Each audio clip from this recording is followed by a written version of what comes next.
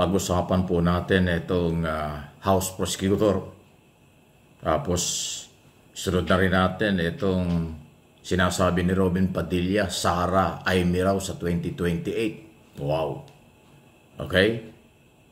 At sunod ay yung Senado ang nagpainit lalo ng issue ng impeachment kay Sara Duterte. Okay? So, unahin natin itong mga abogado, congressman o mas kilalang House Prosecutors sa impeachment trial ni Vice President Sara Duterte. Kasi merong warning o statement ang ilang mga senator judges na pwede raw nilang i-contempt, ipakontempt ito raw mga prosecutor kung hindi susunod sa order ng impeachment court.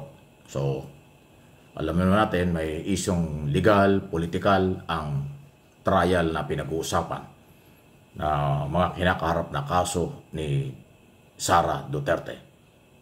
Kung aabot po sa ganong sitwasyon, lalo pong magiging mas mainit. Lalo pong magkaka-interest ang tao. Kasi until now, ang paninindigan po ng mga abogado dahil prosecutor sila, wala silang nilabag sa saligang batas. Naging maayos ang proseso ng article of impeachment bago nila ipinorward sa Senado ng buong Kongreso. Ang 11 prosecutors ay pinili lang bilang maging taga-usig. Ang may desisyon ng article of impeachment ay ang pumirmang 215 congressman, sobra pa sa 1/3 na nire-required ng 1987 Constitution. Kasi dapat mga 105 lang ang 1/3, pero ito 215, so sobra-sobra. At naaayon sa kanila kapangyarihan at saligang batas ang pagbuo ng article of impeachment. Higit sa lahat, kaya nga nagbuo ng prosecutor. Ngayon, kung yung mga warning o pananakot o tutuparin ng mga senator judges na i-contempt ang mga prosecutors, lalo pong magiging masalimuot ang issue.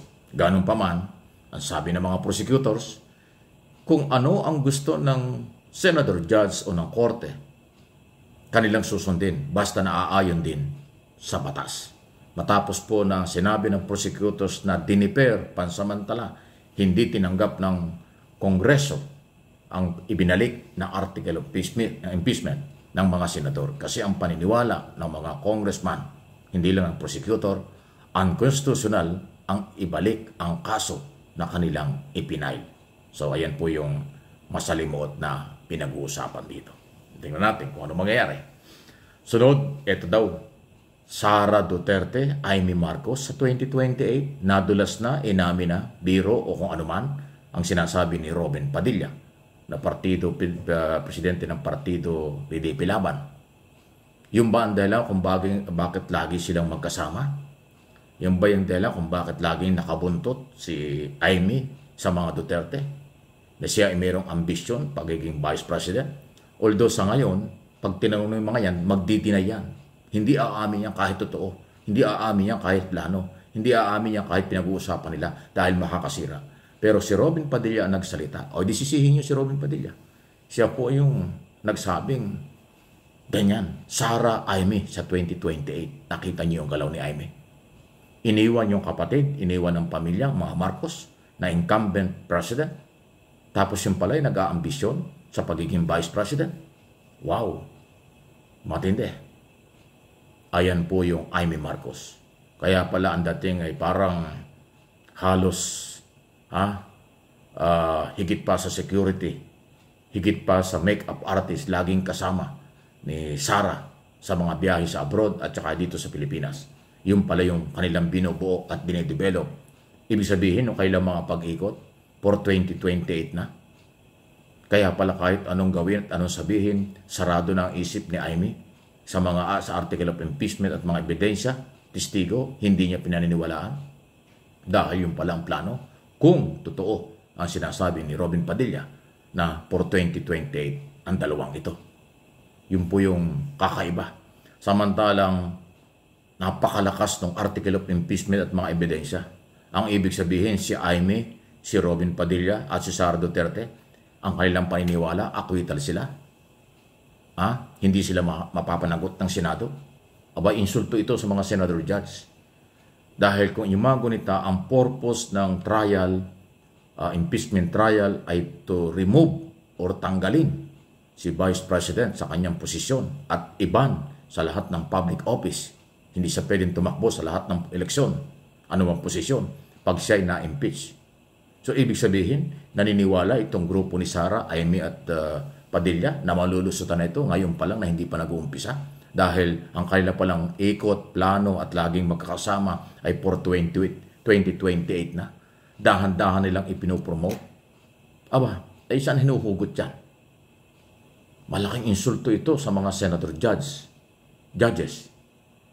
Ang piling pala ng nasasakdal acquittal na sila.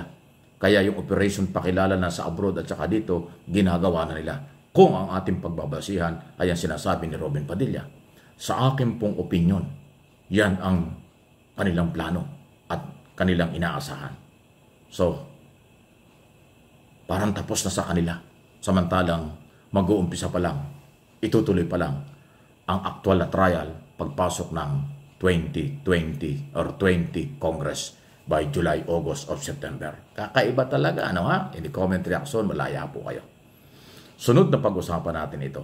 Senado, dahilan kung bakit lalong uminit, lalong nagka-interest, lalong controversial ang impeachment trial laban kay Sara Duterte. Ito nga ay matapos ang ilang senador judges ay iba ang galaw. Gustong pagtakpan, gustong i-dismiss, gustong isalba si Sara kahit wala pang aktual na trial. So sino ang nagpainit? Hindi ang pro-Marcos or Marcos loyalist o silent majority. Hindi rin ang prosecutor, kung hindi mismo yung mga senador. Dahil malayo pa, hindi pa nag-umpisa ang actual na trial, nagpakilala na sila, pro-Sara, pro-acquittal na. So kaya lalong nagka-interest ang mamamayang Pilipino, ang mga eksperto sa Constitution, eksperto sa batas, dahil nga ho, kailangan mailatag ng maayos ang ebidensya at testigo, bigyan ng lahat ng pagkakataon ng mga senador judge ang tamang proseso. Huwag magkampihan sa napakaagang panahon, huwag magtakipan sa maagang pagkakataon, at huwag i-dismiss ng wala sa lugar na labag sa kanilang Senate or impeachment court rules at saka po saligang batas. Ganon So, talagang kaabang-abang ito. Ano po inyong masasabi? Malaya kayo sa inyong mga reaksyon, comment, maging professional sa mga reaksyon at comment, huwag personalin para hindi makahawa ang inyong mga statement na makakasama sa kapwa. Sa atin lang ho dito, issue lang. May sarili-sarili tayong opinion at analysis at interpretation sa mga nangyayari. Isyong pambayan, isyong pang-national, issue may kaugnayan din sa politika sa ating bansa.